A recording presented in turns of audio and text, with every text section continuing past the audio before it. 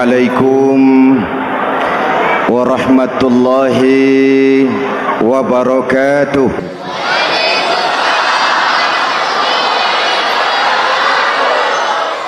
Alhamdulillahi wahdah, sadaqa wa'dah wa nasara 'abdah, wassalatu wassalamu ala man la nabiyya ba'dah, Sayyidina Muhammad ibn Abdullah wa ala alihi wa sahbihi wa mawalah, amma ba'du. Saudara-saudara kaum muslimin yang saya cintai, perjalanan waktu telah mengantarkan kita memasuki Ramadan. Kata orang, jauh berjalan banyak dilihat, dan pengalaman adalah guru yang paling bijaksana.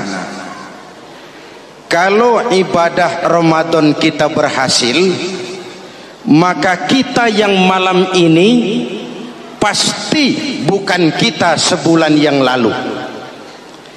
Kita yang malam ini adalah kita yang telah ditempa, digojlok, digembleng oleh kawah candra di mukanya Ramadan. Dan setelah perjalanan panjang, perjuangan mengendalikan diri dan menahan nafsu, kita akan merayakan Idul Fitri. Apa yang harus kita laksanakan? Malam ini saya ingin sampaikan ayat 186 surah Al-Baqarah, di mana Allah menuntun kita.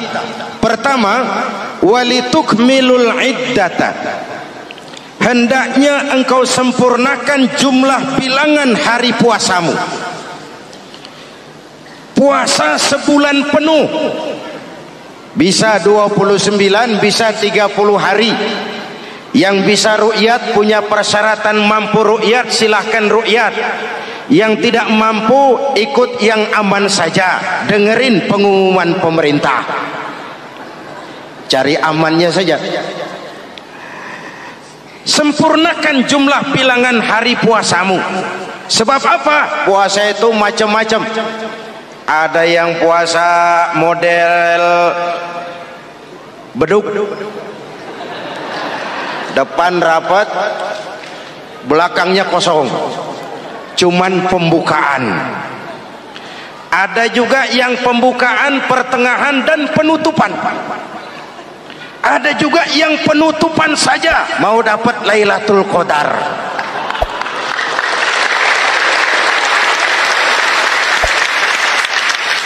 Allah berpesan, walitukmilul iddata, sempurnakan jumlah bilangan hari puasamu. Puasa itu sebulan penuh. Setelah selesai itu, walitukabbirullaha ala ma hadakum, hendaknya engkau agungkan, engkau bertakbir, mengagungkan Allah yang telah memberikan hidayah kepadamu. Tidak ada takbiran sebelum selesai Ramadan. Walitukmilul iddata, itu dulu, sempurnakan jumlah bilangan hari puasamu. Selesai baru walitukabbirullah. Jangan lebaran masih seminggu sudah Allahu Akbar, Allah ngigo. Walitukmilul iddata, sempurnakan dulu jumlah bilangan hari puasamu. Ini adab. Selesai, walitukabbirullah, baru engkau bertakbir, agungkan nama Tuhanmu. Kenapa? Ala ma hadakum, yang telah memberikan petunjuk dan hidayah kepada kita semua. Saudara, kalau bukan lantaran hidayah Allah, berat sebulan penuh enggak makan, lapar melilit perut, haus mencekik tenggorokan. Kalau bukan hidayah, berat melawan nafsu. Kalau bukan hidayah, berat melawan setan. Bagaimana enggak berat? Dia lihat kita, kita enggak lihat dia. Ini kan curang musuh begini. Semata-mata karena hidayah dari Allah. Intan paling mahal, mutiara paling berharga, tidak lain adalah hidayah. Saudara lihat dalam sejarah, kadang-kadang anak Nabi tidak dapat hidayah. tidak terpanggil mengikuti kebenaran. Kan'an anak Nabi Nuh, betul? Kadang-kadang bapak Nabi tidak dapat hidayah. Azar bapaknya Nabi Ibrahim. Ibrahim penegak tauhid, bapaknya produsen berhala. Kadang-kadang istri Nabi tidak mendapat hidayah, kafir, istrinya Nabi Lut. Kadang-kadang paman Nabi tidak dapat hidayah, ingkar, Abu Jahal, Abu Lahab, paman Nabi kita. Anak Nabi, bapak Nabi, istri Nabi, paman Nabi, hidayah tidak datang, mereka tidak terpanggil mengikuti kebenaran. Alhamdulillah, kita yang ponakan Nabi aja bukan,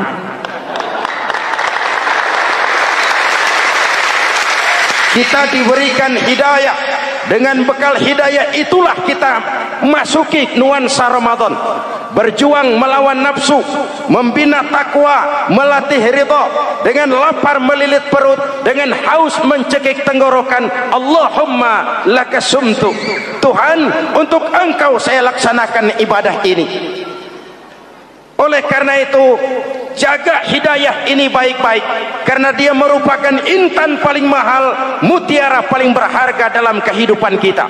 Diberikan kita kedudukan yang tinggi, alhamdulillah. Diberikan kita harta yang banyak, alhamdulillah. Tapi itu semua belum ada artinya ketimbang yang bernama hidayah. Maka hidayah inilah yang harus kita jaga baik-baik. Hidayah inilah yang harus kita pelihara. Kita bertakbir kepada Allah, mengagungkan nama Allah yang telah memberikan hidayah kepada kita. Kalau tidak lantaran hidayah, berat melaksanakan ibadah puasa sebulan suntuk. Dengan ibadah Ramadan, kita melakukan pemutihan vertikal. Orang yang keluar dari Ramadan dengan ibadah benar seperti bayi baru dilahirkan oleh ibunya, tidak punya dosa kepada Allah. Idul Fitri, kembali kepada fitrah. Tapi kan kita tidak cuma punya dosa vertikal, kita juga punya dosa horizontal. Kita tidak cuma berdosa kepada Allah, kita juga sering salah kepada sesama manusia. Betul? Inilah momen lebaran itu. Dosa kepada Allah, taubat langsung kepadanya, sonder calok. Dosa kepada sesama manusia, saling memaafkan. Sebab apa? Satu hadis meriwayatkan, selesai sholat id, sahabat mendengar Rasul mengucapkan amin sampai 3 kali. Amin, amin, amin. Heran sahabat, gak ada angin, gak ada hujan, amin 3 kali ya Rasul, ada apa? Kamu gak tahu? Gak tahu. Barusan selesai sholat, malaikat Jibril turun. Lalu, Muhammad, saya mau berdoa kepada Allah, mau kamu aminkan? Silakan Jibril, berdoalah, saya akan mengaminkan. Jibril berdoa, Rasulullah amin. Doanya 3 macam permohonan, Nabi 3 kali mengucapkan amin. Kalau malaikat Jibril yang doa, Nabi yang mengaminkan. Kalau bahasa Inggris, ilokan. Ilokan nih doa meleset. Apa iya? Ma iya? Apa doanya? Pertama, ya Allah, hari ini 1 Syawal, doa malaikat Jibril, saya mohon kepadamu, jangan engkau terima puasa dan ibadahnya anak yang durhaka kepada ibu bapaknya. Rasulullah mengucapkan amin. Jelas? Belum tentu memang setiap kita orang tua, tapi pasti setiap kita anak. Jikalau anak punya ibu dan bapak, seorang anak yang puasa Ramadan, tarawih malam hari, bayar zakat, tadarus Al-Quran, jikalau sudah durhaka kepada kedua orang tuanya, didoakan oleh malaikat Jibril, diaminkan oleh Nabi, supaya puasa dan ibadahnya tidak diterima. Na'udzu. Maka selesai sholat Idul Fitri, tugas yang paling utama minta ridho ibu dan bapak. Satu. Yang kedua, ya Allah, hari ini 1 Syawal, saya mohon kepadamu, jangan engkau terima puasa dan ibadahnya istri yang durhaka kepada suaminya. Rasulullah mengucapkan amin. Jangan engkau terima puasa dan ibadahnya istri yang durhaka kepada suaminya. Ibu-ibu tanya, Pak, kalau suami yang durhaka sama istrinya bagaimana, Pak? Nah, ibu-ibu, Rasulullah tidak menjelaskan itu.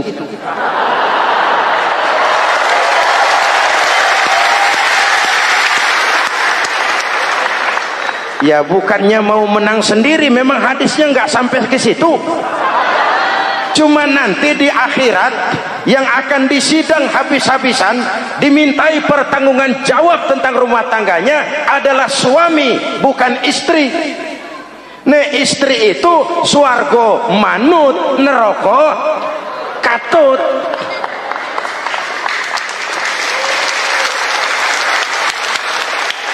Yang ketiga, ya Allah, hari ini 1 Syawal, saya mohon kepadamu, jangan engkau terima puasa dan ibadahnya muslim yang tidak mau memaafkan sesama saudaranya muslim.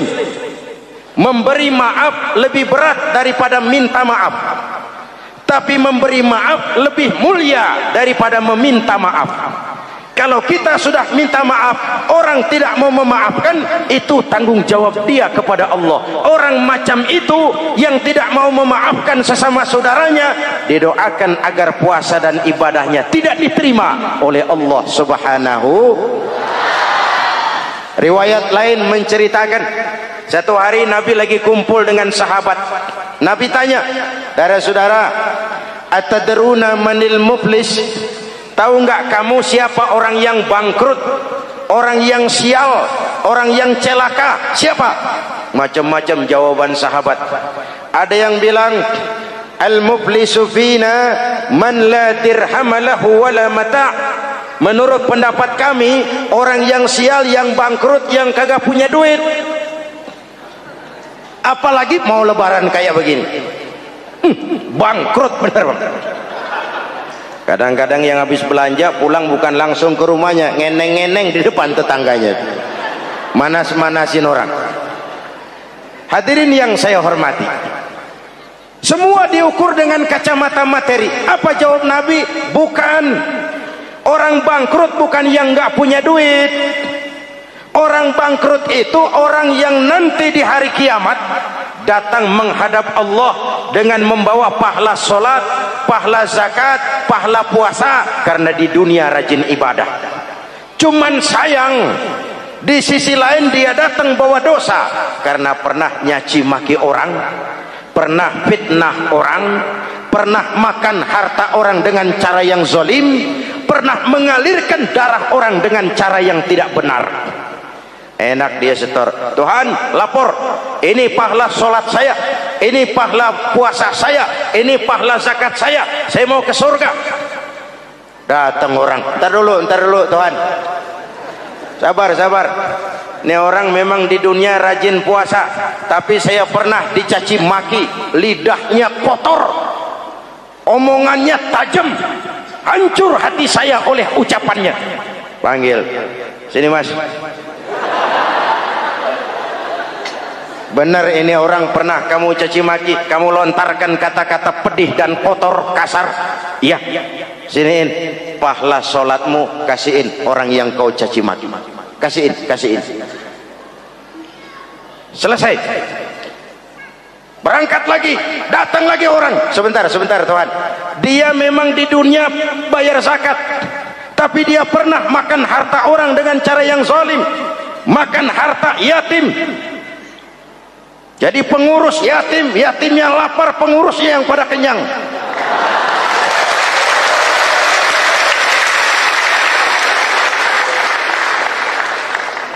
Saya menuntut keadilan. Benar. Siniin pahala zakatmu, kasih orang yang kau makan hartanya. Kalau kebaikannya habis, yang nagih datang terus. Apa yang terjadi? Dosa orang yang dia sakiti diambil, diberikan kepada dia. Bangkrut nggak? Pahala dipretelin, dosa dikasih. Modal boros, tagihan utang datang terus. Bangkrut bin bangpak alias sial dangkalan. Tahu sial dangkalan? Itu namanya udah jatuh ketiban ember. Jatuhnya sakit, ketiban embernya bonyok. Kita tidak ingin jadi manusia yang rugi dan bangkrut. Karena itu, jikalau ibadah Ramadan memperbaiki hubungan kita kepada Allah, maka Idul Fitri dengan silaturahmi lebarannya memperbaiki hubungan antar sesama manusia, agar kita jangan termasuk golongan orang-orang yang bangkrut. Karena cuma baik hubungannya kepada Allah, tapi tidak baik hubungannya dengan sesama manusia. Ada orang yang pernah difitnah, ada orang yang pernah dicaci maki, ada orang yang pernah dijelek-jelekin, ada orang yang hartanya dia makan dengan cara yang zalim, ada orang yang dia alirkan darahnya, dia bunuh tanpa alasan yang benar. Itu semua akan jadi bebannya di akhirat nanti. Kalau dia menyangkut hakul adami, hak-hak manusia, maka kita harus minta maaf kepada yang bersangkutan. Rasul mengajarkan, ma min muslimaini yaltaqiyani fayatasafahani illa ghafarallahu dzunubahuma.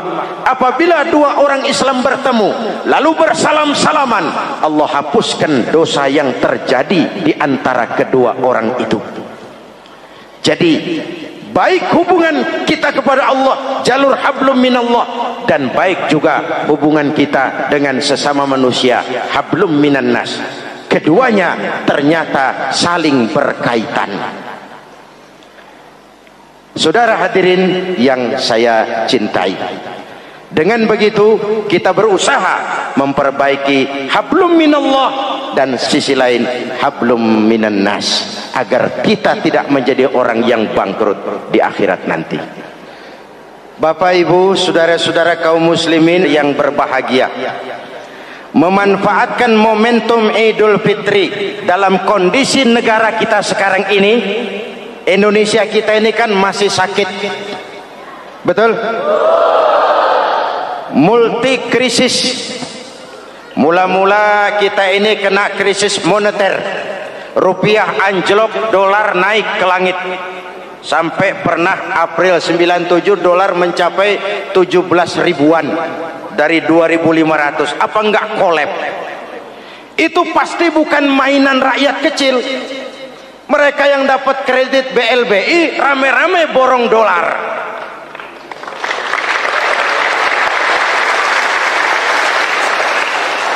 Kita mah bocah kampung boro-boro borong dolar, ngeliat juga tumben. Akibat krisis moneter muncul yang lebih makro, krisis ekonomi. Perusahaan besar ambruk, konglomerat terpuruk, PHK di mana-mana, pengangguran meningkat, kriminal meningkat. Seiring dengan itu muncul yang lebih parah, krisis kepercayaan.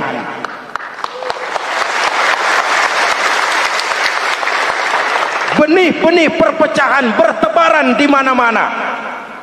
Dampaknya masih sangat terasa sampai sekarang ini. Kita lihat sekarang ini, Aceh belum selesai, Papua minta merdeka, Timur Timur cerai. Dalam kondisi seperti inilah momentum Idul Fitri harus jadi lem perekat yang menjaga keutuhan kita. Sampai Rasulullah berpesan, ini 3 pesan utama beliau yang saya sampaikan malam ini. Pertama, silman qata'ak, bersilaturahmilah kau kepada orang yang marah denganmu. Kalau orang baik kita baik lagi, pantas, memang mestinya begitu. Tapi bersilaturahmilah kepada orang yang marah denganmu. Kita harapkan lebaran nih yang silaturahmi jangan cuman kita rakyat di kampung, tapi yang ngaku atau diakui sebagai pemimpin, para elit politik di atas saling bersilaturahmi.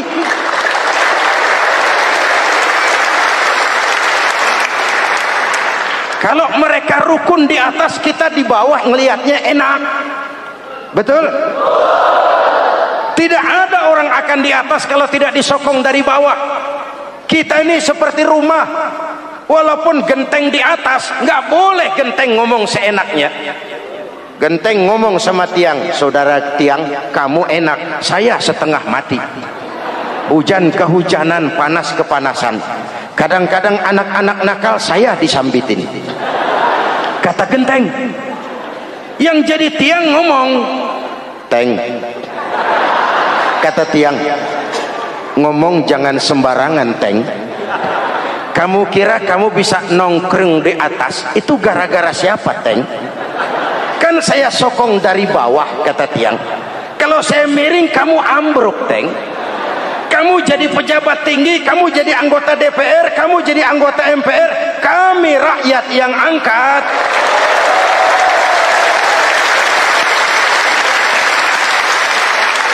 Jangan udah di atas pada berebut turu-turu dia melulu, capek rakyat.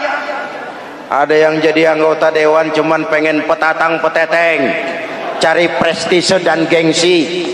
Ada yang cuma jadi trompet kekuasaan, pokoknya apa kata kekuasaan akur, setuju. Kekuasaan bilang, saudara-saudara, bumi ini lonjong, lonjong. Lalu rakyat dapat apa dari wakil kayak begitu? Inilah momentum Idul Fitri. Mari kita manfaatkan silaturahmi. Jangan mewarisi sifat dendam, karena dendam tidak akan menyelesaikan persoalan.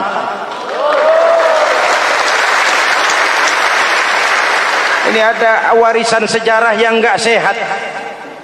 Di zaman Bung Karno, sampai Bung Karno jadi presiden seumur hidup, Bung Karno dikenal sebagai tokoh revolusioner. Nggak sepaham sama Bung Karno, cepat-cepat dianggap ini kontra revolusi. PKI berontak, Bung Karno jatuh, muncul orde baru. Bung Karno disebut orde lama. Yang nggak cocok sama orde baru, wah itu orang orde lama. Lalu reformasi, orde baru lengser, jadi lagi alat yang nggak cocok sama golongannya, wah itu orang orde baru. Kapan selesai urusan? Kalau kita terjebak dengan budaya dendam, naik ini babat itu, naik itu sikat ini, kapan mau selesai? Rasulullah lahir di Mekah, perjuangannya dihambat, dicaci maki, dilontari kotoran onta, sahabatnya dibantai, diancam mau dibunuh, hijrah ke Madinah. Setelah di Madinah jadi besar, tentaranya kuat, pengikutnya banyak, pasukannya hebat. Satu saat beliau masuk kembali ke kota Mekah dengan kekuatan full, tentara yang gagah, Quraisy pucar kacir. Ini nih Muhammad yang dulu kita caci maki, yang dulu kita ancam mau kita bunuh, yang kita usir, sekarang dia masuk dengan tentaranya yang hebat. Kalau dia menuntut balas, habis kita sekarang ini. Apa jawab Nabi? Beliau turun dari punggung onta, lalu pidato dengan tawadu. Saudara-saudara, al-yauma yaumul marhamah. Ini hari yang penuh kasih sayang. Walaupun dulu kau usir aku dari sini, kau sambiti aku, kau bantai pengikutku, aku datang bukan membalas dendam. Ini hari yang penuh kasih sayang. Tidak akan ada pertumpahan darah. Yang masuk Masjidil Haram aman, yang masuk rumah Abu Sufyan aman. Dihormatinya ketokohan Abu Sufyan di depan pengikutnya. Ini akhlak. Kenapa orang macam Mandela lebih bisa mencontoh Rasul daripada kita? Mandela yang 27 tahun mendekam dalam penjara, dia keluar tanpa bawa benih-benih dendam. Dia satukan Afrika Selatan, dia bimbing Afrika Selatan menuju kejayaan dan kemajuan. Kenapa Mandela yang tidak kenal Pancasila bisa lebih mencontoh akhlak Rasul ketimbang kita yang katanya orang-orang pengikut sunnah? Saya khawatir. Ya bukan berarti saya tidak setuju, hukum harus tetap ditegakkan. Tapi kalau terus cari kambing hitam, kambing hitam, kambing hitam, kapan kita dewasa? Semua usut, semua saya khawatir nanti pun satu saat Nabi Adam bakal diusut. Kenapa dia makan buah khuldi? Kita jadi keleleran di Lebak Bulus begini. Kalau enggak kan kita masih di surga aja. Mari kita dewasa, mari introspeksi. Silman qata'ak. Mudah-mudahan nanti lebaran kita pengen lihat nih. Kalau yang di atas sudah pada satu, kita yang di bawah enak. Tapi kalau memang pada ribut juga, kita yang di bawah jangan ikut-ikutan. Nonton aja nonton. Giliran rame tepuk tangan. Oh, namanya elit susah ditebak. Nih hari dia berebut beda pendapat, ntar malam dia makan bareng. Kita di bawah udah kedongan ngasa golok. Kan berapa urusan? Sekarang udah nggak zamannya ngerahin masa. Sekarang adu argumen, biar rakyat tentukan mana yang lebih pantas. Hadirin yang saya hormati, silman qata'ak, bersilaturahmilah kepada orang yang marah denganmu. Momentum Idul Fitri harus meredam keberingasan, harus mencuatkan semangat persatuan dan kesatuan. Udah capek kita diobok-obok. Yang kedua, wa'ati man haramak. Ini masalah kepedulian. Berikan orang yang bakhil kepadamu, sampai orang yang pelit pun kasih. Kepedulian. Banyak anak-anak yatim kita, janda-janda tua. Kalau yang muda sih nggak usah dipikirin, dewan penyantunnya udah banyak aja. Orang-orang jompo, mungkin baju kita sudah kurang berharga di lemari kita, tapi sangat berharga ketika kita berikan kepada orang lain. Berbagi rasa. Jangan ada yang lapar di samping yang senyum, jangan ada yang menangis di samping yang tertawa. Hadirin yang ketiga, wa'fu amman zalamak. Maafkan orang yang berlaku zalim kepada dirimu. Maafkan orang yang berlaku zalim. Jangan mewarisi sifat dendam, karena Ramadan sudah melatih kita. Tidak akan menyelesaikan persoalan. Dengan semangat ini, maka persatuan, kesatuan, kerukunan dan kekompakan akan lebih mudah kita wujudkan. Kita ingin Indonesia esok lebih baik daripada sekarang ini. Amin. Dan tentu saja kita berharap banyak dari para pemimpin-pemimpin kita. Semoga lebih bersikap sebagai negarawan, bukan hanya sebagai politisi. Karena jujur saya ingin berkata, reformasi memang telah melahirkan politisi, tapi belum banyak melahirkan negarawan. Negarawan adalah orang yang ngayomi seluruh rakyat. Sekarang rakyat cuma di atas namakan, biar banyak banget. Kalau tidak mendukung dia, dianggap bukan rakyat. Biar dikit banget, kalau pendukungnya, itulah rakyat sejati. Ini pemimpin model apa kayak begini?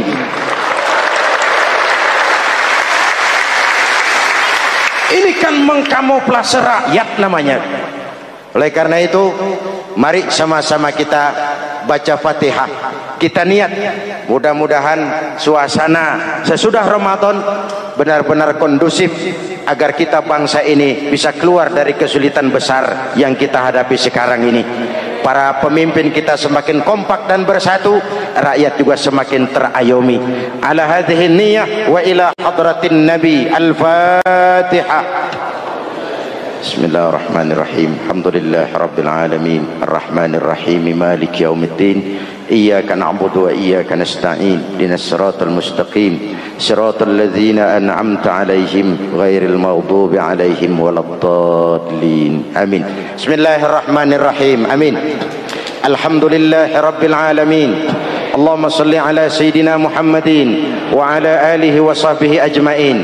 Rabbana taqabbal minna salatana wa siyamana wa qiyamana wa takhassu'ana wa ta'abbudana wa tammim taksirana ya arhamar rahimin. Allahumma ij'alna minas su'ada'il maqbulin wa la taj'alna minal ashqiya'il mardudin. Allahumma a'izzal islam wal muslimin wansur man nasaraddin wakhzul man khazalal muslimin. Allahumma afdalu ma qultuhu ana wan nabiyyuna min qabli, la ilaha illallah. La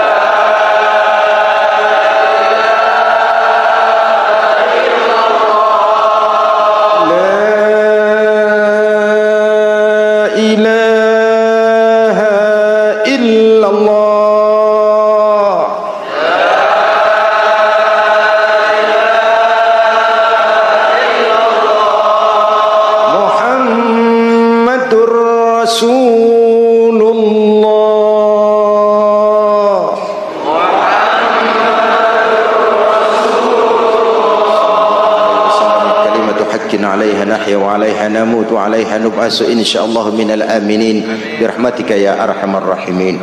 Usikum wa nafsi bi taqwallah. Wassalamu alaikum warahmatullahi wabarakatuh. Assalamualaikum warahmatullahi wabarakatuh.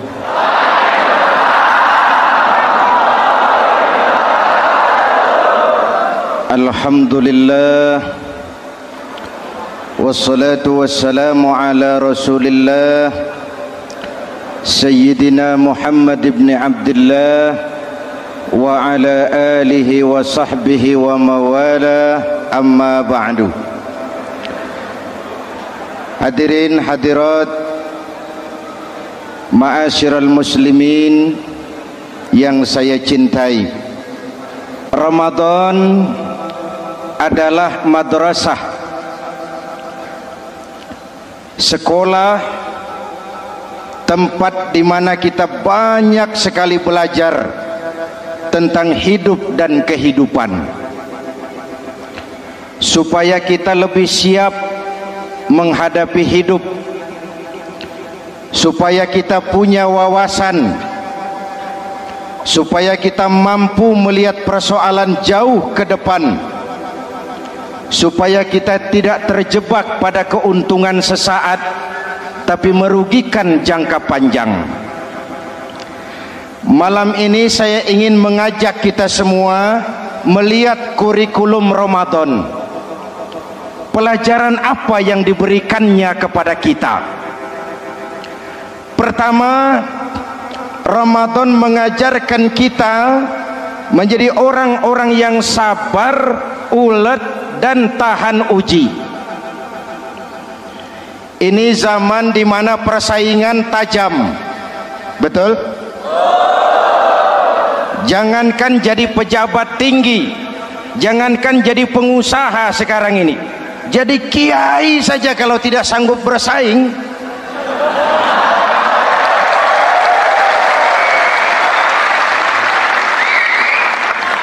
ini bahasa kasar tapi jujur. Karena orang sekarang hidup di zaman banyak pilihan. Akibat persaingan yang semakin tajam, orang sering kehilangan kesabaran. Kepengen cepat kaya lalu tidak sabar, makan renten, nipu orang, buka peternakan tuyul,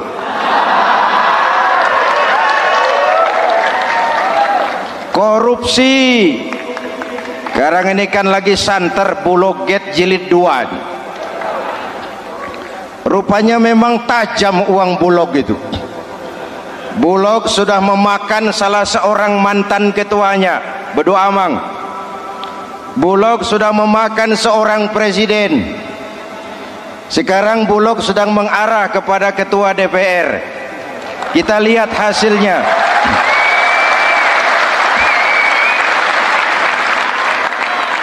Tentu saja kita prihatin, karena kita tahu ekonomi kita sedang sulit.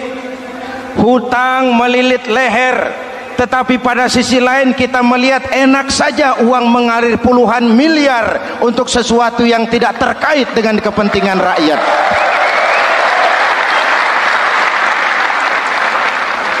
Karena itu puasa mendidik kita sabar, biar lapar melilit perut, biar haus mencekik tenggorokan.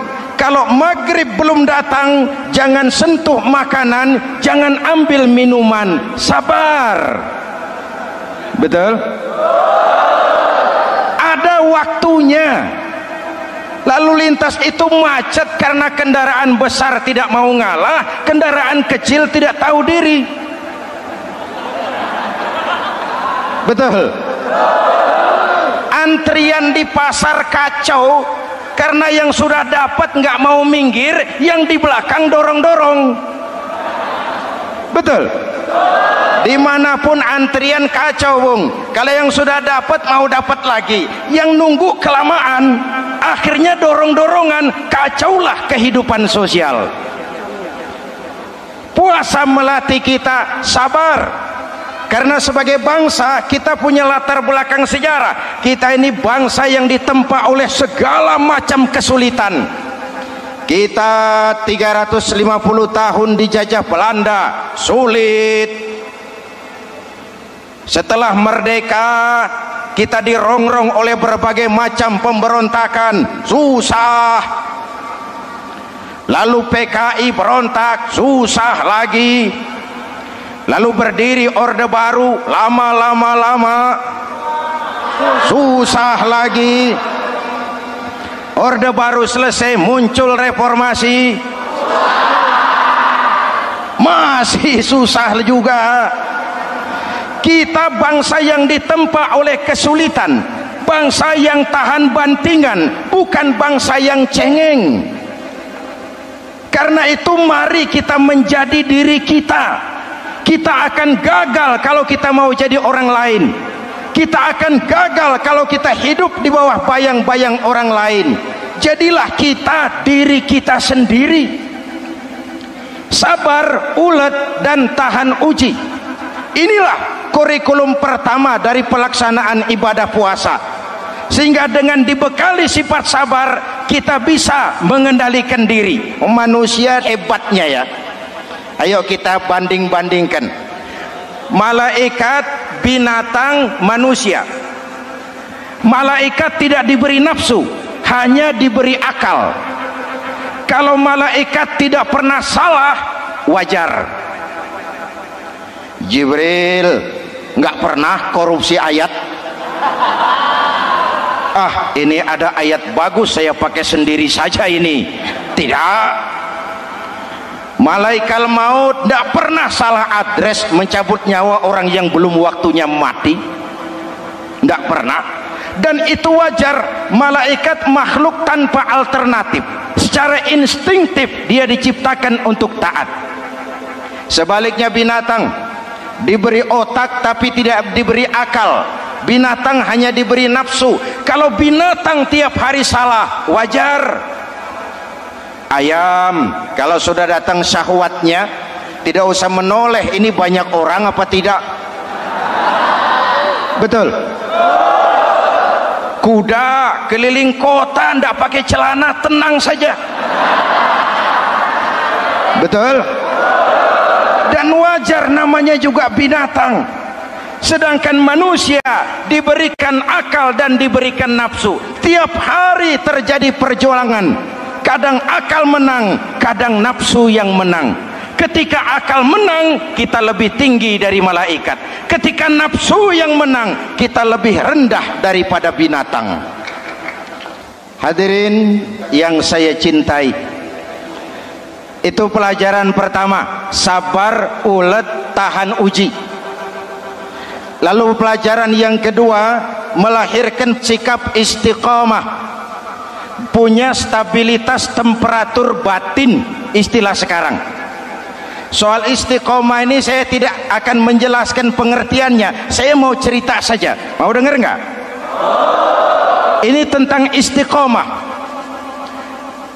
Dalam satu pertempuran, Jenderal Salahuddin Al-Ayyubi bersama tentaranya, tentara Islam, pernah mengalami kekalahan. Karena kalah, banyak yang ditahan jadi tawanan orang-orang kafir, beberapa perwira dan banyak ofsir. Tercatatlah ada 3 orang ofsir jadi tawanan raja kafir ini. Satu hari raja kafir musyawarah dengan perdana menterinya. Perdana menteri, saya tuan raja, ini tawanan Islam ini enaknya diapain? Kalau enaknya sih dibunuh saja tuan raja, selesai urusan. Soal bunuh sih gampang perdana menteri. Maksud tuan raja, bujuk saja agar dia meninggalkan Islamnya, ikut ke agama kita, nanti kita kasih hadiah. Begitu. Iya, baiklah. Besok saya sidang 3-3-nya. Besoknya ini 3 ofsir disidang di tempat terbuka langsung oleh perdana menteri. Mula-mula dipanggil ofsir pertama. Ofsir pertama, ya perdana menteri, sini. Baik. Kamu tahu kamu siapa? Tahu. Siapa kamu? Tawanan? Iya, kalau tawanan bisa diatur kan? Diatur bagaimana?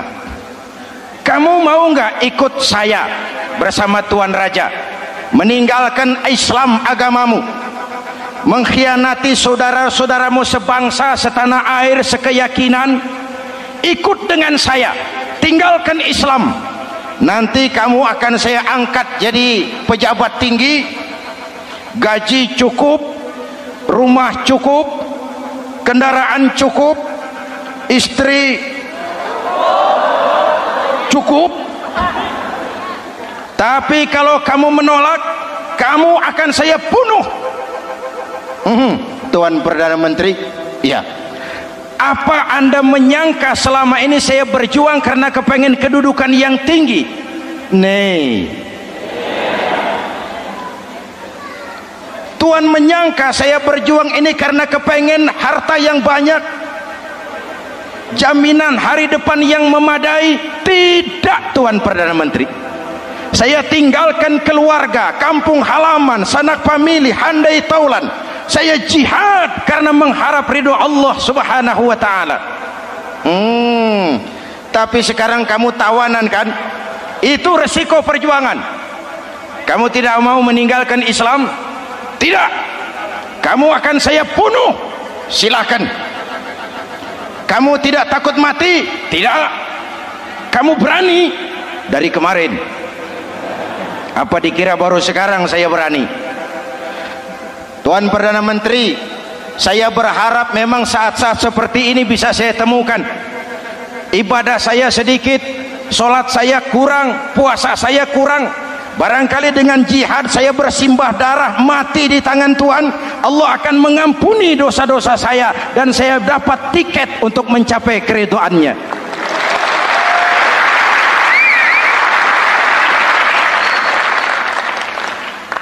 Gila kamu. Biarin. Kalau ini Tuan anggap gila, saya bisa berbuat lebih gila dari ini. Saya bunuh kamu. Bunuh. Algojo dipancung. Deal. Ini terlepas kepalanya dari badannya, menggeluntung kepalanya ke bawah, jatuh bergelindingan. Itu kepala lepas dari badan, ngaji, baca ayat Quran, sampai Perdana Menteri bingung. Minggir, ini ada kepala ngaji.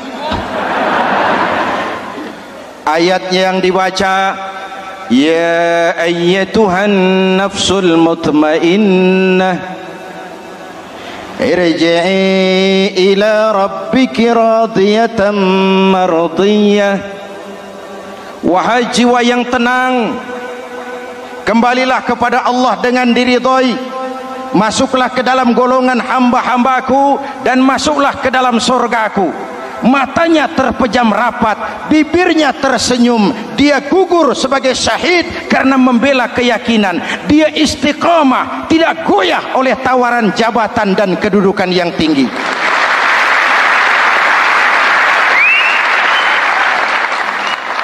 Perdana Menteri geleng kepala. Dasar orang Islam.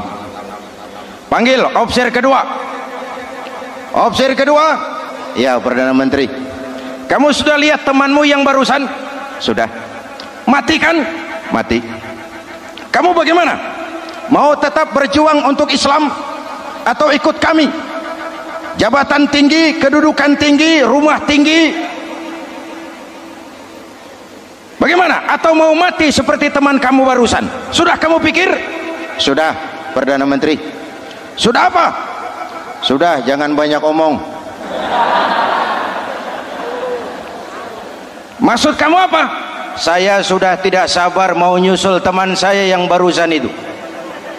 Saya tidak bayangkan bagaimana disambut oleh malaikat di surga, disambut oleh para bidadari di surga, menggapai ridho Allah. Oh, Perdana Menteri, sudah jangan banyak omong. Kalau mau potong, potong saya. Perdana Menteri bilang ini lebih gila dari yang pertama. Yang pertama masih mau diajak ngomong, ini malah langsung minta disembelih. Ayo Algojo, potong. potong lagi, deal, terpisah lagi kepalanya dengan badan, jatuh ke bawah, menggeluntung, ngaji lagi. Ayatnya yang dibaca, wujuhun yawma izin nadirah ila rabbiha nazirah. Muka mereka hari itu berseri-seri kepada ridho Allah. Mereka memandang, bibirnya senyum, matanya terpejam, dan dia ajal dengan husnul khatimah, mendapat syahid karena teguh punya keyakinan, istiqamah dalam perjuangan, tidak goyang, tidak mencela dan mencele.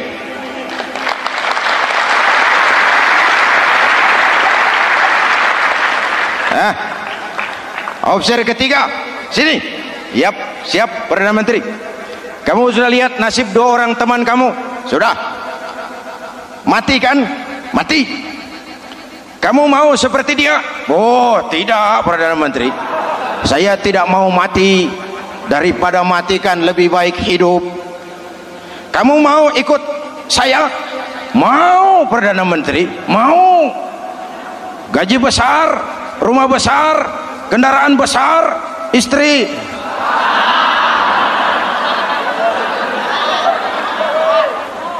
Mau Perdana Menteri? Saya mau. Daripada tidak jadi apa-apa, kan lebih baik jadi apa-apa. Daripada tidak punya apa-apa, kan lebih baik punya apa-apa. Oh, jadi kamu selama ini berjuang karena mau cari apa-apa? Iya. Bagus. Nanti saya musyawarah sama raja. Kamu diangkat jadi bupati di mana? Tunggu ya. Perdana Menteri laporan, Tuan Raja. Ya. Ini opsi ketiga kelihatannya baik ini. Dia mau mengkhianati teman-temannya, sebangsa, setanah air, sekeyakinan, mengkhianati bangsanya, meninggalkan agamanya. Dia mau ikut kita. Kita angkat jadi pejabat, di mana dia? Raja senyum. Oh, soal angkat mengangkat sih gampang Perdana Menteri. Cuma saya pikir-pikir opsi ketiga ini kok tegel-tegele. Kok sampai hati ya? Temannya sendiri, seiman, sekeyakinan, sebangsa, setanah air dikhianati karena mengejar jabatan, harta, kedudukan. Orang itu Perdana Menteri kalau sudah mau mengkhianati saudaranya sendiri, apalagi orang lain.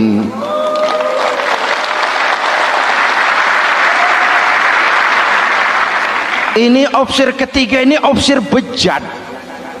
Anda bayangkan temannya sendiri dikhianati, nanti kalau ada kesempatan kita ditikam dari belakang. Jadi bagaimana Tuan Raja?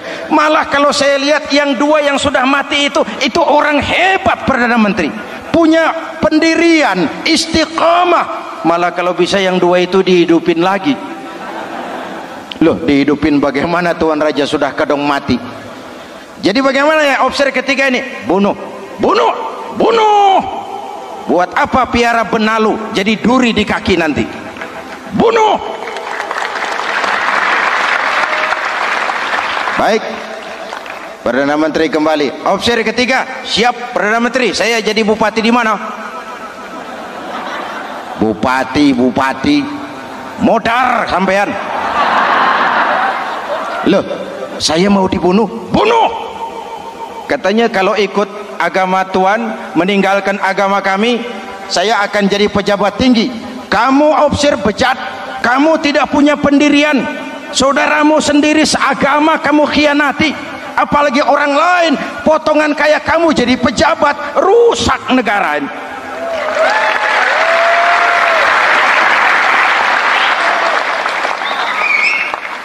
Hadirin hadirat yang berbahagia, saya lanjutkan cerita ini. Nanti kesimpulan diambil sendiri-sendiri. Jadi saya mau dibunuh Tuan Perdana Menteri. Ya, kamu mau dibunuh. Tidak jadi pejabat. Tidak. Kamu bejat. Bejat kok mau jadi pejabat. Nanti juga kalau kamu jadi pejabat, paling kerjamu memperkaya dirimu sendiri, paling banter keluargamu dan golonganmu, rakyat tetap saja tidak terurus.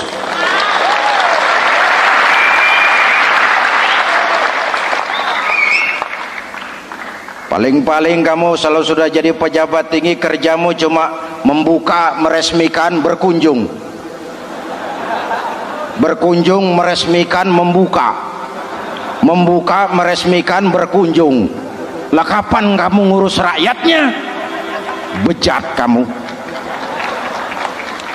Jadi saya dibunuh, bunuh. Iyalah, kalau mau dibunuh ya saya bunuh, tapi saya mau Islam lagi ah. Terserah, mau Islam lagi mau tidak, kamu tetap akan dibunuh. Iya, saya mau Islam lagi. Ayo cepat. Iya Pak, saya mau syahadat dulu. Cepat. Iya Pak, asyhadu macet lehernya. Ayo cepat. Iya Pak, asyhadu tidak bisa mengucap syahadat. Ayo cepat. Iya Pak, asyhadu tidak tuntas mengucap syahadat, golok algojo keburu sampai di lehernya. Deal. Darah mancur, pisah kepala dengan badan, menggeluntung ke bawah. Ngaji lagi. Wong dia bekas santri masih bisa ngaji. Cuma ayat yang dibaca lain sama dua temannya tadi. Ayat yang dibaca, afaman haqqa alaihi kalimatul azab, afaman haqqa alaihi kalimatul azab, afa anta tunkizu man finnar. Ini ayat yang dibaca. Orang yang memang sudah dapat vonis akan mendapat azab, bisakah kamu menyelamatkan dia dari neraka? Bertahun-tahun berjuang di bawah bendera Islam untuk kejayaan Islam, di akhir hayatnya dia tergoda oleh kedudukan dan harta, oleh jabatan dan pangkat. Ia bergeser, imannya rapuh, hilang istiqomahnya, ditinggalkan agamanya, dan dalam keadaan begitu dia mati, dia su'ul khatimah. Na'udzu. Hadirin, apa guna saya ungkapkan ini? Mari kita belajar, perlu stabilitas temperatur batin. Saya sering katakan, berapa banyak orang waktu di bawah teriak-teriak berantas korupsi, ganyang korupsi, sikat korupsi, cuma karena belum dapat kesempatan. Begitu dapat kesempatan, korupsinya lebih gila dari yang dia teriaki. Betul? Waktu di bawah rajin baca ayat kursi, dapat kursi lupa sama ayat. Betul? Betul? Ini yang memerlukan sikap istiqamah, konsisten. Hanya dengan semangat seperti ini, maka kita tidak akan goyah oleh tantangan yang bagaimanapun beratnya. Hadirin yang saya muliakan, Allah berjanji orang-orang yang beriman kemudian beristiqamah, tatanazzalu alaihimul malaikatu alla takhafu wala tahzanu, akan turun kepada mereka malaikat seraya berkata, kamu tidak usah takut, kamu tidak usah sedih, Allah akan memberikan pertolongan kepada orang-orang yang istiqamah. Ayo kita tetap istiqamah melaksanakan ibadah hanya kepada Allah Subhanahu wa ta'ala. Nah, yang ketiga, ikhlas. Allahumma lakasumtu, untuk engkau saya berpuasa. Orang mau puji atau tidak bukan soal, orang mau lihat atau tidak bukan soal. Kalau sudah berbuat, yang penting karena Allah saja. Keikhlasan itu, kalau amal kita adalah jasad, ikhlas adalah roh. Saudara, hari Jumat jam 9 pagi sudah berangkat ke masjid, apa tidak bagus? Bagus. Sarungnya baru, Samarinda kelas BHS, sajadah tebal, tasbih panjang. Jam 9 sudah berangkat. Iya, padahal sholat jam 12. Betul, apa pahalanya besar? Nanti dulu. Itu berangkat jam 9 itu maunya apa? Pameran sarung? Atau di dekat masjid ada janda? Atau apa? Disinilah peran keikhlasan. Keikhlasan itu bukan kata. Malah kalau kita, oh saya ikhlas loh, biasanya tidak ikhlas kalau sudah ngomong begitu. Ikhlas itu amalan batin. Puasa ini menyelamatkan kita dari penyakit riya. Saya ingatkan Al-Ghazali bilang penyakit dua macam, penyakit zahir dan batin. Bedanya apa? Pertama, penyakit zahir yang punya lebih tahu dari orang lain, tapi penyakit batin orang lain lebih tahu dari yang punya. Kalau kita punya kanker darah tinggi, kita tahu, orang lain tidak. Tapi kalau kita sombong, hasud, dengki, orang lain kadang-kadang lebih tahu dari kita yang punya. Betul? Yang kedua yang dahsyat, sehebat-hebatnya penyakit zahir cuma merusak dunia, penyakit batin merusak dunia, menghancurkan akhirat. Ginjal mati, darah tinggi mati, tumor mati, kanker mati, leukemia mati, tapi tidak berakibat akhirat. Tidak ada penduduk neraka ditanya, kenapa kamu masuk neraka? Tumor pak. Tidak ada. Tidak ada. Sehebat-hebatnya penyakit zahir cuma merusak dunia, tapi penyakit batin merusak dunia, menghancurkan akhirat. Sombong penyakit batin, di dunia dijauhi orang, di akhirat neraka tempatnya. Kikir penyakit batin, di dunia dijauhi orang, di akhirat neraka tempatnya. Betul? Maka Al-Ghazali heran, kalau diserang penyakit zahir kita panik, cepat-cepat cari dokter. Tapi kalau diserang penyakit batin kita tenang-tenang saja. Padahal penyakit batin merusak dunia dan lebih hebat lagi menghancurkan akhirat. Maka puasa melahirkan keikhlasan, agar di dalam melaksanakan ibadah cuma kita dan Allah saja. Inilah jiwa dan semangat yang sekarang ini pun sudah mulai menjadi langka.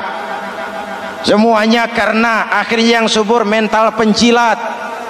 Sumuhun dawuh, pasukan kulonuun, barisan asal bapak seneng, pasukan kumaha juragan wae, organisasi oke bos.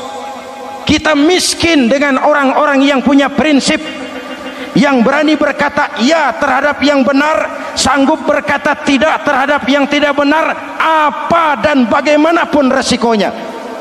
Kita terlalu kaya dengan barisan asal bapak seneng, pasukan oke bos, organisasi kumaha juragan wae, dan kita miskin dengan orang-orang yang punya kepribadian, yang tegar dan istiqomah apapun resiko yang dihadapinya. Jadi dengan keluar dari sekolah Ramadan, semangat keikhlasan makin tumbuh dalam hidup dan kehidupan kita. Ibu bapak hadirin hadirat yang berbahagia, itulah makanya puasa disebut ibadah sirriyah, ibadah abstrak, cuma kita dan Allah saja yang tahu. Ini lebih mendorong semangat keikhlasan. Kata Imam Al-Ghazali, an-nas kulluhum mauta illa al-alimun wal alimuna niyamun illa al-amilun wal amiluna mughtarruna illa al-mukhlisun. Manusia itu mati kecuali orang yang berilmu. Orang yang berilmu walaupun hidup tidur kecuali yang mengamalkan ilmunya. Dan orang yang mengamalkan ilmunya banyak yang tertipu kecuali yang ikhlas di dalam mengamalkan ilmunya. Manusia mati kecuali yang berilmu. Yang berilmu walaupun hidup tidur kecuali yang mengamalkan ilmunya. Yang mengamalkan ilmunya banyak yang tertipu, menyangka amalnya sudah banyak, sholatnya sudah hebat, zakatnya sudah luar biasa, jihadnya sudah mantap.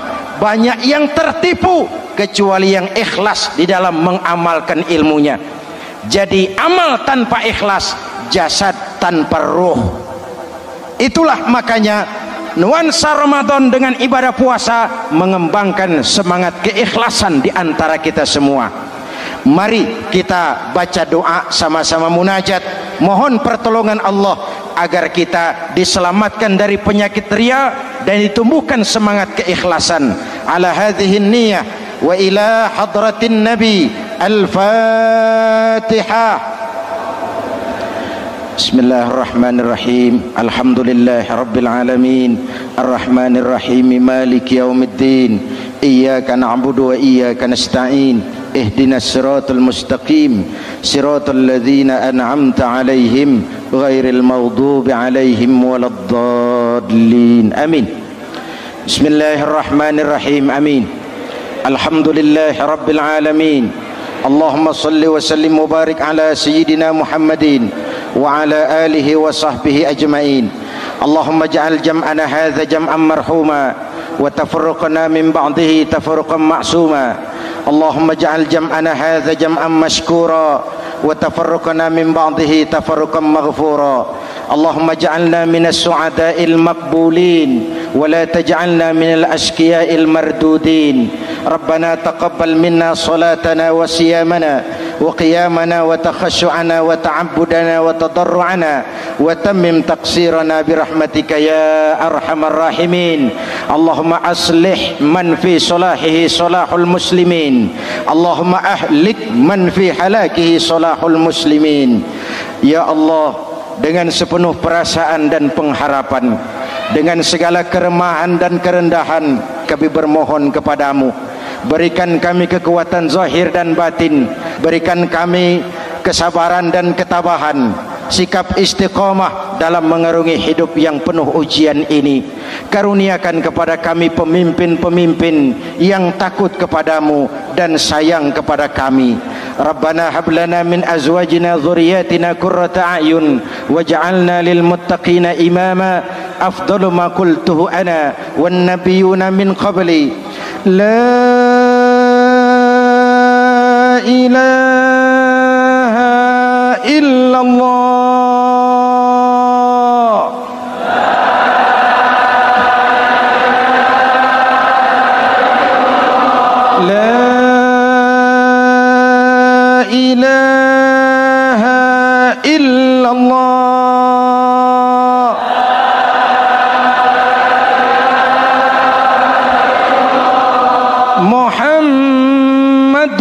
Rasulullah.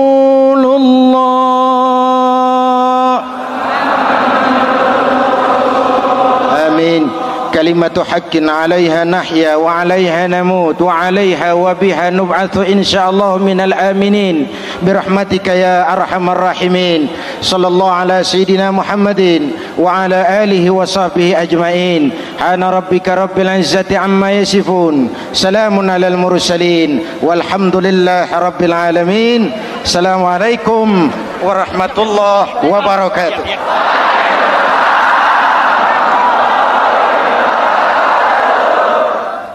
Assalamualaikum warahmatullahi wabarakatuh.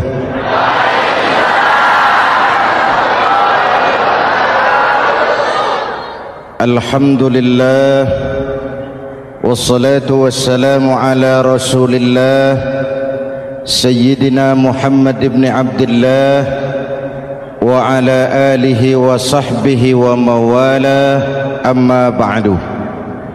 Saudara-saudara kaum muslimin di seluruh tanah air, hari-hari pada minggu akhir Ramadan kita bersama-sama menyaksikan sebuah fenomena tentang pindahnya kegiatan umat dari masjid ke pasar, dari masjid ke terminal, dari masjid ke stasiun, dari masjid ke bandara.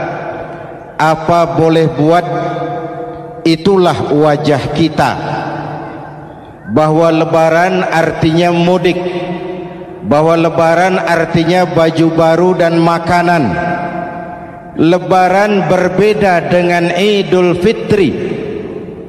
Lebaran adalah tradisi yang setiap kita boleh ikutan. Siapa saja boleh ikut lebaran, tapi tidak tiap orang bisa merayakan Idul Fitri. Mau puasa atau tidak puasa boleh lebaran, tidak dilarang sama petugas keamanan. Mau ibadah Ramadan atau tidak melaksanakan ibadah Ramadan boleh ikut lebaran, tapi tidak berarti merayakan Idul Fitri, karena selalu ada kos dari apa saja yang kita lakukan. Saya mau cerita, mau dengar nggak? Ada dokter gigi, dokter baru, satu sore praktek, pasiennya 4 orang nunggu duduk jejeran. Dipanggil pasien pertama, diperiksa, berlubang giginya, dicabut tanpa dibius. Namanya dokter baru. Pasien ini teriak, aduh sakit dok, tidak kuat, sakit. Teriakannya keras sekali. Pasien yang 3 orang yang nunggu gemeter, lari semua. Sudah saya dicabut, diobati, selesai, tanya, sudah selesai dok? Sudah mas. Berapa biayanya? 200.000. Loh, biasanya kan 50.000, kok 200.000? Biasanya sih memang 50.000, tapi siapa suruh kau teriak? Yang 3 lari.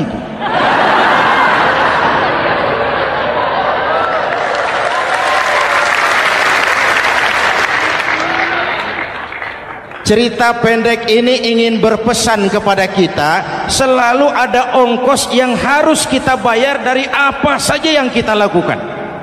Mau ibadah atau tidak, mau jadi orang baik-baik atau jadi bajingan paling tengik,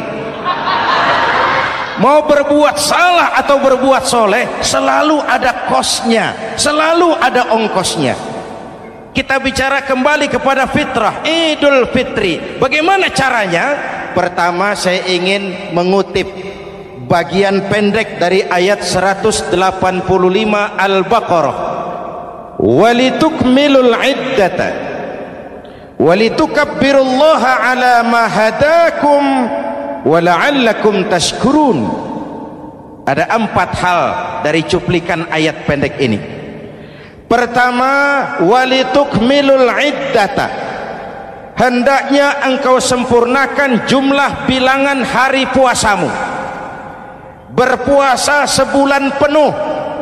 Sebulan penuh itu bisa 29, bisa 30. Pak, kalau beda pendapat bagaimana? Ada yang lebaran tanggal 5, ada yang lebaran tanggal 6. Hadirin, bagi yang punya kemampuan berijtihad, silahkan melakukan ru'yatul hilal. Bagi yang tidak, lebih aman ikut pesan Nabi. Apa pesan Nabi? Fa iza ikhtalaftum fa alaikum bisawadil a'zam ma'al haqqi wa ahlihi. Kalau kamu berbeda pendapat, ikut golongan terbanyak yang benar dan ahlinya. Jadi walaupun banyak, kalau tidak benar dan bukan ahlinya, tidak usah ikutin. Banyak, benar dan ahlinya. Contoh, 100 insinyur berbeda pendapat dengan 10 kiai tentang doa kunut. Yang diikuti pasti 10 kiai, bukan 100 insinyur. Betul? Atau sebaliknya, 10 insinyur berbeda dengan 100 kiai tentang konstruksi jembatan. Yang diikuti tentu 10 insinyur, benar dan ahlinya. Maka yang paling aman, kita punya departemen agama. Departemen agama punya ahli dari MUI, dari Nahdlatul Ulama, dari Muhammadiyah, dari Al-Wasliyah, dari Syarikat Islam, dikumpulkan melakukan ru'yatul hilal. Yang paling aman, dengeri saja pengumuman departemen agama.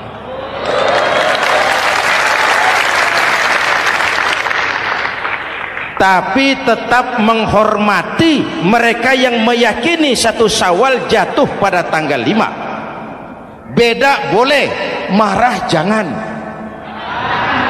Jelas? Saudara boleh suka tempe, tapi jangan menghina orang yang tidak suka tempe. Saudara boleh senang tahu, tapi jangan ngenyek karo wong yang senang tahu. Hadirin yang saya hormati, walitukmilul iddata, kalau mau kembali kepada fitrah, sempurnakan jumlah bilangan hari puasamu. Makna sempurnakan di sini dua, sempurnakan 1 bulan penuh dan sempurnakan semangat puasamu. Walaupun Ramadan berakhir, puasa jangan selesai. Kenapa? Tangan kita masih tetap terus puasa dari mengambil yang bukan milik kita. Lidah kita walaupun Ramadan sudah selesai tetap berpuasa dari memfitnah dan menggunjing orang lain. Kaki kita walaupun Ramadan sudah selesai tetap puasa dari berjalan ke tempat yang tidak baik. Perut kita tetap berpuasa dari kemasukan barang-barang yang haram. Sempurnakan semangat puasamu. Sikap disiplin, sikap jujur, merasakan kehadiran Allah dekat dalam hidup. Nih contoh ringan. Tadi waktu asar dan zuhur saudara sholat apa tidak? Sholat. Waktu sebelum sholat kan berwudu. Ketika berwudu kan berkemur. Umpama waktu berkemur itu saudara korupsi, sedikit saja airnya saudara minum, saya yakin jangankan petugas keamanan, teman wudhu sebelah pun tidak akan tahu kalau waktu berkemur saudara korupsi. Kalau selesai Ramadan ini diterjemahkan, insya Allah negara kita bersih, berkurang korupsinya. Hadirin yang saya cintai, saya kembali kepada pesan Al-Baqarah 185 tadi. Walitukmilul iddata, sempurnakan jumlah bilangan hari puasamu. Puasa sebulan penuh dan kemudian lanjutkan semangat Ramadan. Disiplin, merasakan diri di bawah pengawasan Allah. Sekarang ini Allah ditekan. Kita iman dalam ucapan tapi sekuler dalam perbuatan. Tuhan cuma ada di masjid, di kantor Tuhan hilang, maka korupsi merajalela. Tuhan cuma ada di masjid, di pasar Tuhan hilang, maka timbangan tetap curang. Iman dalam ucapan tapi sekuler dalam perbuatan. Kalau jiwa dan semangat Ramadan kita bisa terapkan, insya Allah korupsi akan berkurang. Sekarang kan kita prihatin, yang tadinya teriak-teriak wong cilik malah ribut rumah mewah.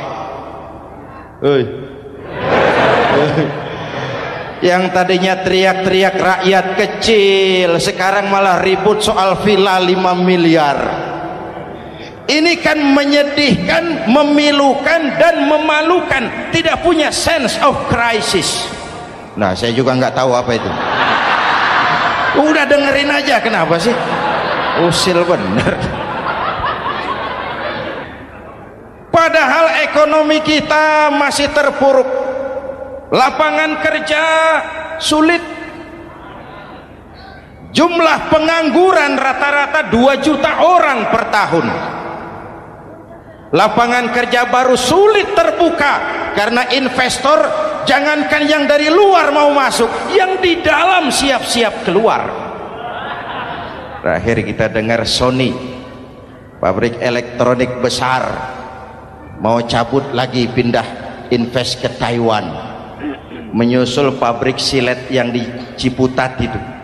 Ketika ditanya apa investasi di Cina lebih murah, tidak, dia bilang lebih mahal, cuma lebih pasti. Di Indonesia murah, cuma mejanya kebanyakan, biaya siluman, namanya siluman nggak karu-karuan, keluar uang banyak, urusan tidak pasti, capek. Disahkan undang-undang penyiaran yang justru ditolak oleh masyarakat penyiar sendiri. Industri penyiaran bakal kolaps karena sekarang ini boro-boro mereka industri televisi mau break even point, mau pulang modal, dengan ke depan bisa bangkrut. Akibatnya bisa kita pastikan, jumlah pengangguran makin bertambah. Hadirin yang saya hormati, kita memang setuju jangan terlalu mengadopsi siaran-siaran televisi dari luar. Kita harus punya filter. Tapi pada sisi yang sama, kita juga harus memperhatikan lapangan kerja buat rakyat kita ini. Walitukmilul iddata, sempurnakan jumlah bilangan hari puasamu. Kalau jumlah hari puasa sudah sempurna, tuntunan yang kedua dari Al-Quran, walitukabbirullah, hendaknya engkau agungkan nama Tuhanmu. Takbiran. Takbiran itu bisa sendiri, bisa berjamaah, bisa di rumah, bisa di masjid, bisa di surau, bisa dengan pawai keliling, asal dilaksanakan dengan tertib dan tidak mengganggu lalu lintas umum. Prakteknya yang terjadi, pawai keliling itu mengganggu ketertiban umum, perang petasan, mengganggu lalu lintas. Terjadi macam, ada yang takbiran bawa bendera partai. Innalillahi wa inna ilaihi raji'un. Ini takbir politik. Hadirin yang saya hormati, kalimat takbir dalam kondisi kita, saya ingatkan kepada satu ungkapan Bung Tomo. Bung Tomo, pelaku sejarah, tokoh 10 November yang dikenal sebagai Hari Pahlawan, dalam satu pidatonya saya ingat pernah berkata, andai kata tidak ada kalimat takbir, ini ungkapan Bung Tomo, andai kata tidak ada kalimat takbir, saya tidak tahu dengan apa saya harus menggerakkan putra-putra terbaik bangsa untuk bangkit berjuang melawan penjajah.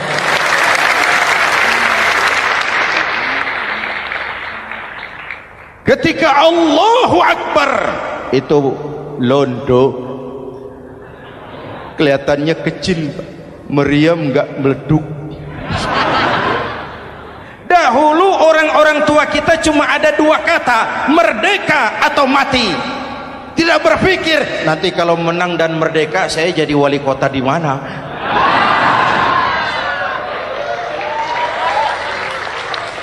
Kalimat takbir, bangsa ini harus bangkit dari keterpurukan. Bangsa ini harus bangkit mengejar ketinggalan-ketinggalannya.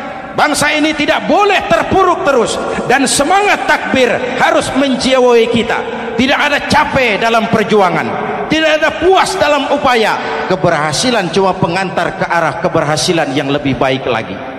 Walitukabbirullah, hendaknya engkau agungkan nama Tuhanmu. Nama Allah menjadi motivasi besar dalam kehidupan kita. Ini pesan Quran Al-Baqarah 185. Pesan kedua, setelah sempurnakan jumlah bilangan hari puasamu, agungkan nama Tuhanmu. Takbiran. Kalimat takbir sendiri kalau kita lihat pada kalimatnya ada kata la ilaha illallah wahdah sadaqa wa'dah wa nasara 'abdah wa a'azza jundah wa hazamal ahzaba wahdah. Tidak ada Tuhan selain Allah, esa, tidak beranak, tidak diperanakan, wahdah, tidak bisa diumpamakan dengan apapun. Sadaqa wa'dah, Allah yang maha menepati janjinya. Wa nasara 'abdah, Allah yang maha menolong hambanya. Kalau bukan kebesaran Allah, berat berjuang Ramadan ini melawan musuh yang tidak nyata. Puasa itu kalau olahraga golep. Benar Pak, kalau tinju lawannya kelihatan. Betul. Sepak bola musuh kelihatan, bulu tangkis kelihatan, golf siapa musuhnya? Itulah puasa, menghadapi musuh yang tidak kelihatan. Itu lebih berat daripada perjuangan mengangkat senjata, lebih berat daripada berjuang mengorbankan harta. Tapi kalau di bulan Ramadan saja Rasulullah menang dalam perang Badar, itu harus jadi sumber motivasi dengan kalimat takbir, dengan keagungan Allah, bangsa Indonesia harus bangkit dari keterpurukan. Ibu bapak hadirin yang saya hormati, jadi bukan akhir Ramadan lalu sibuk beli baju. Boleh, tapi bukan itu yang utama. Laisal id bilibasin jadid, walakinnal id bita'atin yazid.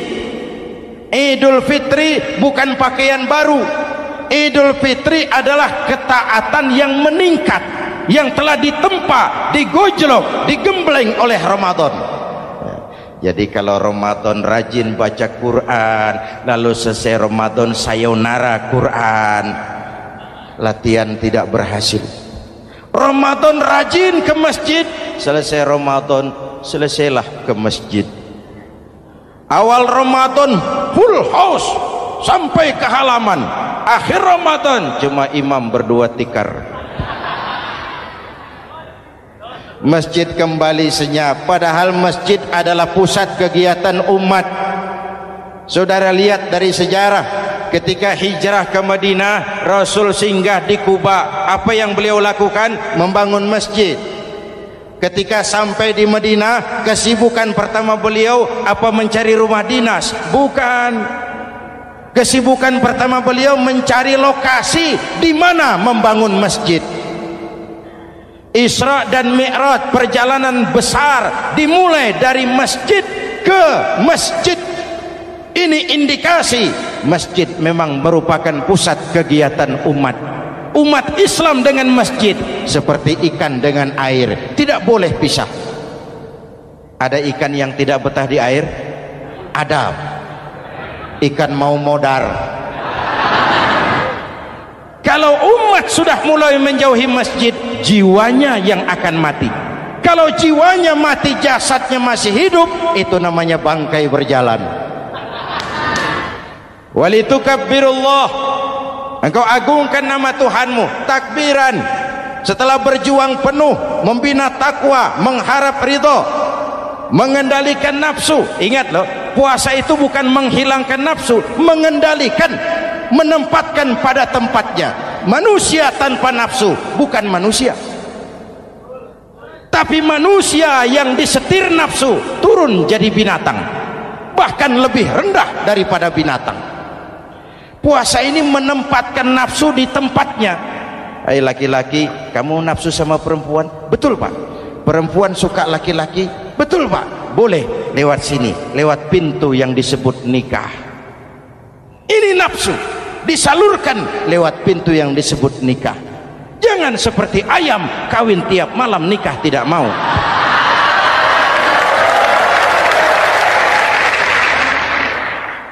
Hai manusia, nafsu kepada materi, kepengen kaya? Iya pak, boleh. Usaha yang halal, jual beli yang halal. Wa ahallallahu al-bai'a wa harrama riba. Allah halalkan jual beli. Jangan ingin kaya lalu makan renten, ingin kaya lalu korupsi, ingin kaya lalu buka peternakan tuyul. Manusia ingin berkuasa, boleh, tapi tetap punya etika dan moral. Jangan ingin berkuasa lalu fitnah, ingin berkuasa lalu mengadu domba orang, ingin berkuasa lalu menghalalkan segala cara. Puasa menempatkan nafsu pada tempatnya. Manusia yang dikendalikan nafsu lebih puas daripada binatang. Saya punya ungkapan lama, sebuas-buasnya kerbau makanannya tetap rumput. Saya belum pernah dengar ada kerbau terlalu buas lalu makan roti. Betul. Tapi manusia kalau sudah dikendalikan nafsu, manusia bukan cuma makan nasi, aspal,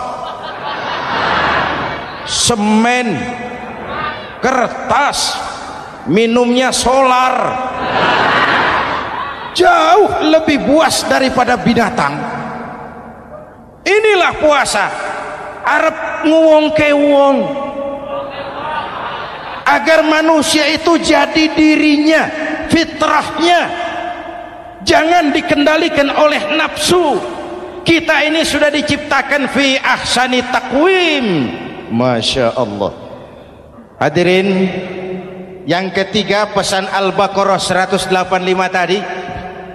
Setelah sempurna jumlah bilangan hari puasa, lalu mengumandangkan takbir, membayar zakat fitrah. Kenapa itu kita lakukan? Mengagungkan nama Allah, ala ma hadakum. Agungkan nama Allah yang telah memberikan hidayahnya kepadamu. Masya Allah nih, hidayah, kita bersyukur. Hidayah ini hak prerogatif Allah, diberikan kepada siapa saja yang dikehendaki oleh Allah. Kita bisa lihat dalam sejarah, ada anak Nabi tidak mendapat hidayah, tidak terpanggil mengikuti kebenaran yang disampaikan oleh bapaknya, namanya Kan'an, putra Nabi Nuh. Ada ayah Nabi bernama Azar, ayah Nabi Ibrahim, putranya penegak tauhid, ayahnya produsen berhala. Ada istri Nabi, istrinya Nabi Lut, tidak mendapat hidayah, tidak terpanggil mengikuti kebenaran. Lalu Abu Jahal, Abu Lahab, paman Nabi, melihat Nabi, menyaksikan mukjizat, mendengar wahyu, melihat tutur kata Nabi, hidayah tidak datang kepada dia, maka mereka tidak terpanggil mengikuti kebenaran. Kita alhamdulillah keponakan Nabi saja bukan, mendapat yang namanya hidayah ini. Ini harus kita pelihara, kita jaga baik-baik, karena ini merupakan hak prerogatif Allah. Yahdi man yasha, diberikan kepada siapa saja yang dikehendakinya. Hadirin, sembari kita mengambil pelajaran tentang Kan'an yang tidak dapat, putra Nabi Nuh. Ini saya ngambil bagian cerita sejarah, masih mau dengar? Nabi Nuh diberi umur 950 tahun, berdakwah sepanjang hidup. 800 tahun beliau dakwah, dapat pengikut tidak lebih 80 orang, rata-rata 10 tahun satu. Yang dihadapi ini umat yang kurang ajar, bandel, bajingan, tengik. Kalau diceramahi, telinganya ditutup dengan tangannya. Ini saking kurang ajarnya ini umat. Diberikan dakwah, telinganya ditutup dengan tangan. Nabi Nuh ketika di puncak kesabarannya munajat, ya Rabb, bagaimana Nuh? Siang malam saya berdakwah kepada umat ini, saya sampaikan risalahmu, saya canangkan seruanmu, saya sampaikan ajaranmu. Inni da'autu qaumi lailan wa nahara, siang malam saya berdakwah kepada umat. Wa inni kullama da'autuhum ja'alu asabi'ahum fi adhanihim, tiap kali saya sampaikan dakwah kepada mereka, mereka tutup telinganya dengan tangannya. Saya tidak sanggup menghadapi umat seperti ini, ya Allah. Habis mau kamu bagaimana Nuh? Sikat saja sudah semua ini, bikin mati saja. Nanti kalau punya anak, anaknya kafir lagi, lebih baik bapak moyangnya, mbah-mbahnya sikat semua. Rabbi la tazar 'alal ardi minal kafirina dayyara, jangan disisakan orang kafir, habisin semua. Itu mau kamu? Iya. Buat kapal Nuh, nanti aku turunkan banjir. Dengan apa saya membuat kapal ya Rabb? Pakai kayu Nuh. Kayunya dari mana ya Rabb? Dari pohon tentu. Pohonnya belum ada ya Rabb. Tanam dulu Nuh. Membuat kapal, kayunya nanam pohon dulu. Apa artinya? Perjuangan bukan simsalabim abragedabra. Perjuangan bukan makan lombok, ini hari dimakan, ini hari pedas. Perjuangan itu proses, ada keringat, ada air mata, ada darah, tempo-tempo nyawa. Itulah perjuangan. Sudah pohon ditebang, buatkan kapal di tengah kampung. Umat unjuk rasa lagi. Nuh makin gila. bikin kapal di tengah kampung, mau belayar kemana? Selesai Nuh, selesai ya Rob, naik. Orang-orang yang beriman bersamamu naik. Binatang serba sepasang naik. Naik Nuh, naik orang beriman, naik binatang serba sepasang. Gerimis mulai turun. Setelah kapal semua terisi, Nabi Nuh kontrol. Sudah naik semua? Sudah. Nuh, Mas Bejo ada? Ada. Mbok Painem, naik sudah, masuk. Oke. Hei. Kan'an anak saya ikut tidak naik kapal. Kami tidak lihat Nuh. Turun ke bawah. Ada Kan'an. Kami tidak lihat Nuh. Naik ke atas buritan. Kelihatan Kan'an tidak ikut naik kapal. Kumpul bersama orang kafir di daratan. Inilah potret kehidupan. Kumpul dengan orang-orang kafir. Berapa banyak anak-anak kita tidak mau ikut orang tuanya ke masjid. Kumpul dengan orang-orang kafir di tempat maksiat. Nuh karena sayang kepada anak, dari atas kapal memanggil, ya bunayyarkam ma'ana. Ya, ini bahasa orang manggil, Pak. Kan'an, kesini nak, naik kapal sama papi. Ini terjemahan bebas. Jawab Kan'an di bawah, tidak mau Pak, saya di sini saja. Jangan nak, Allah sedang murka, akan turun banjir. Kalau datang banjir Bapak, sa'awi ila jabalin ya'simuni minal ma'. Saya akan naik ke gunung tinggi yang bisa menyelamatkan saya dari banjir. Kan'an naik ke gunung tinggi, gunung pun tenggelam dihantam banjir. Dalam puncak kepedihan, Nabi Nuh akhirnya sadar. Ya Allah, kalau orang kafir tenggelam, memang saya yang minta, tapi Kan'an kan anak saya. Nuh, anggap Kan'an bukan anakmu. Wa innahu amalun ghairu salih. Nuh sadar, akhirnya bilang, ana urid wa anta turid wallahu fa'alun lima yurid. Aku punya kemauan, kau Kan'an punya kemauan, Allah juga punya kemauan. Kemauan Allah lah yang akhirnya jadi kenyataan. Nek sekarang juga kita ngadepi musim banjir. Bukan banjir air saja, banjir peradaban-peradaban yang masuk ke negeri kita. Banjir maksiat, banjir munkarot. Kalau kita sudah ke masjid, kita sudah naik kapal, tolong kontrol anak-anak kita. Tolong kontrol tetangga kita. Ayo naik kapal, banjir.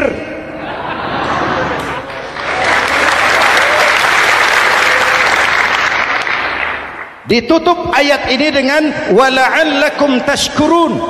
Atas hidayah yang diberikan kepada kita, kita bisa melaksanakan ibadah Ramadan, bisa takbiran, dan diakhiri dengan ungkapan tasyakkur. Tasyakkur dan tafakkur, mensyukuri nikmat. Saya berulang kali mengingatkan, nikmat bisa berubah menjadi azab kalau kita tidak pandai mensyukurinya.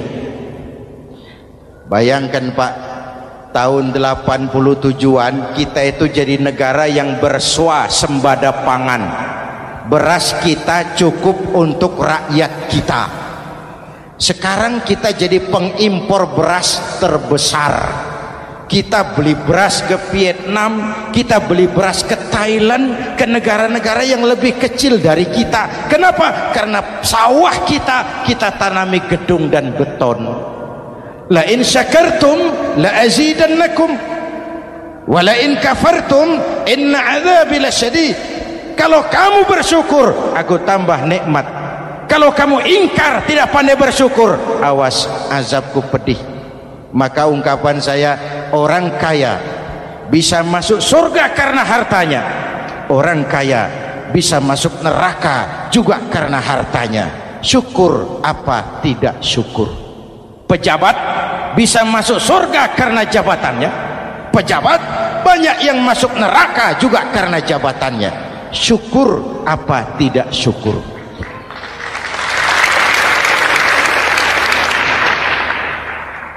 Orang alim, kiai bisa masuk surga karena ilmunya.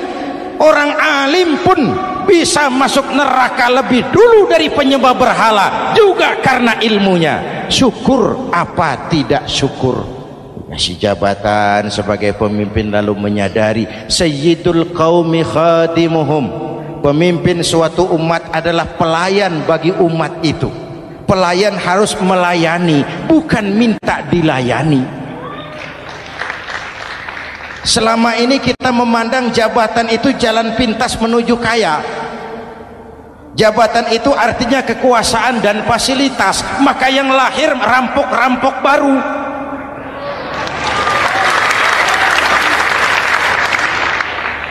Jabatan adalah alat untuk pengabdian di tengah rakyat yang sedang susah, di tengah negara yang sedang terpuruk. Kita memerlukan pemimpin-pemimpin yang sadar sayyidul qaumi khadimuhum, pemimpin suatu kaum adalah pelayan bagi kaum itu sendiri. Ibu bapak hadirin yang saya hormati, dengan mensyukuri itu maka makna Idul Fitri meresap kembali kepada fitrah kita sebagai manusia, fitrah kesucian. Secara sederhana orang gambarkan kembali kepada fitrah seperti bayi baru dilahirkan oleh ibunya, bersih, suci, tanpa dosa, lantaran sudah dibersihkan oleh ibadah Ramadan. Tapi para ulama khalaf ada yang mengartikan fitrah itu kecenderungan kepada kebajikan, kecenderungan kepada kebaikan, itu juga fitrah. Kembali kepada fitrah manusia, kecenderungan untuk berbuat baik.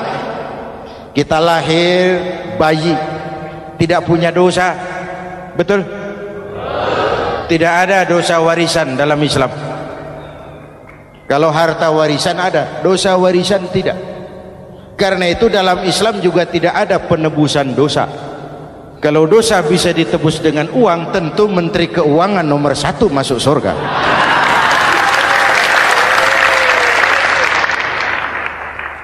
Dosa dalam Islam ditebus dengan taubat, langsung kepada Allah, sonder calo.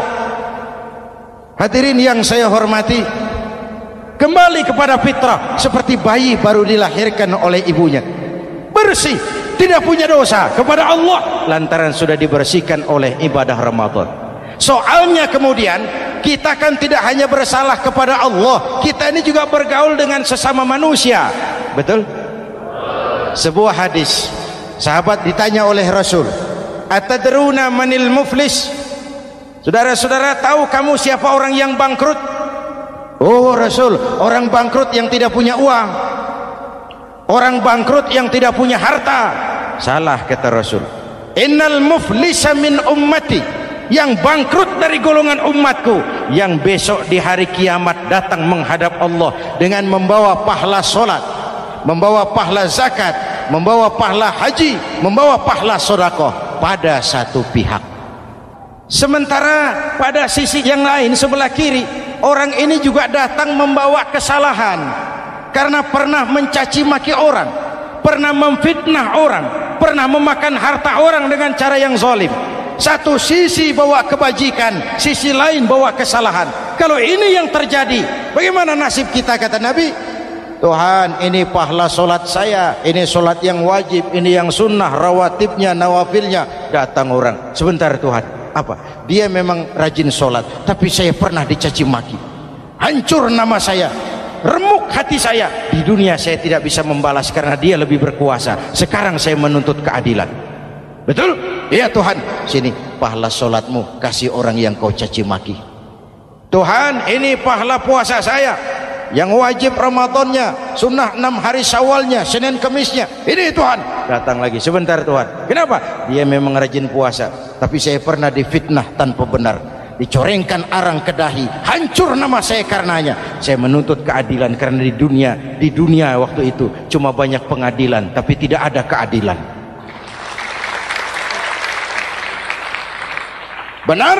Benar. Ini pahala solatmu, kasih orang yang kau fitnah. Tuhan, ini pahala zakat saya. Datang lagi, Tuhan, dia memang suka zakat, tapi korupsinya lebih besar dari zakatnya.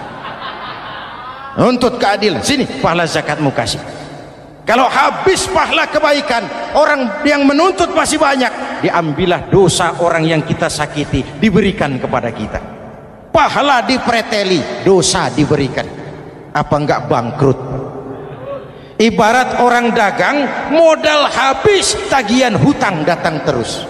Kenapa? Orang ini cuma baik hubungannya kepada Allah, tapi tidak baik hubungannya dengan sesama manusia.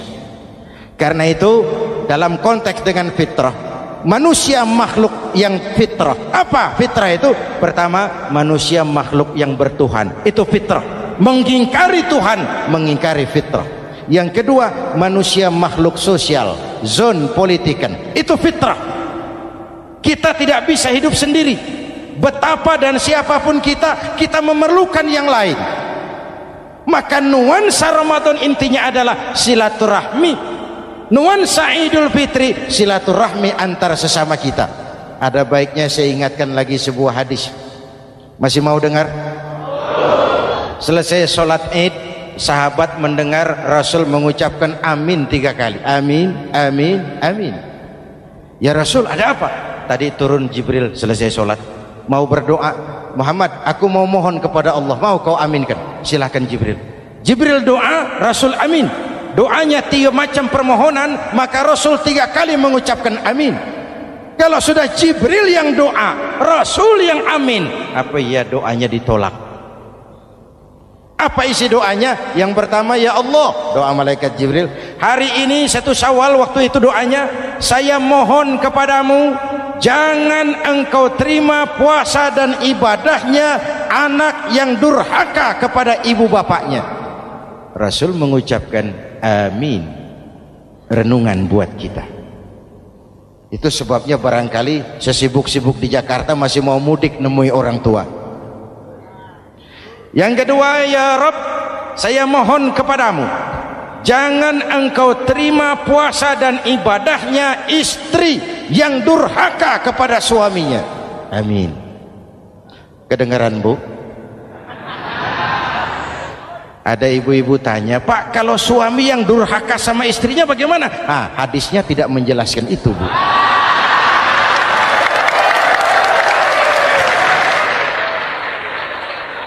Lo menang sendiri. Yang jelas suami itu presiden rumah tangga, dimintakan tanggung jawab tentang istrinya. Nah, istri swargo manut neraka kadut. Ketika pulang Isra Mi'raj saja Rasul bercerita, aku diperlihatkan neraka. Neraka ya Rasul? Iya. Lalu aku lihat isinya kok kebanyakan perempuan. Perempuan. Laki bagaimana? Laki juga tidak sedikit. Cuma kebanyakan perempuan. Ya Rasul, apa mereka tidak sholat? Sholat. Apa mereka tidak ngaji? Oh, rajin mereka sama suaminya. Kenapa banyak mereka di sana? Rasul senyum dan menjawab, hunna yakfurnal asir. Umumnya perempuan kurang bisa terima kasih sama suaminya.